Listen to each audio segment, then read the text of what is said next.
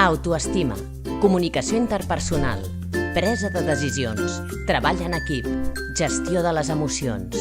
Hi ha habilitats personals que ens ajuden a moure'ns per la vida i a prendre bones decisions per la nostra salut. DipSalut ajuda a entrenar aquestes habilitats amb el programa Sigues tu. Es fa a instituts i escoles. A partir de dinàmiques adaptades a cada edat, es reflexiona sobre aspectes com la importància de respectar-se a si mateix i als altres o de mantenir el sentit crític davant les pressions de grup.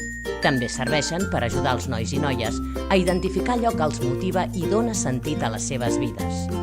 A més, s'aborden temes com el consum d'alcohol i altres drogues, la sexualitat o la convivència. Això m'ha ajudat a expressar les emocions que tinc. Sí, m'ha ajudat a veure què emocions tenia jo mateixa, de dia a dia, sigui amb alguna persona o amb algú. El Sigues tu ens permet aprofundir en alguns punts més interiors dels nanos, d'una manera més dinàmica, més lúdica. Els nanos s'obren i els permet anar reflexionant davant de conflictes que van passant, ja sigui aquí dintre o fora. Ells tenen més eines.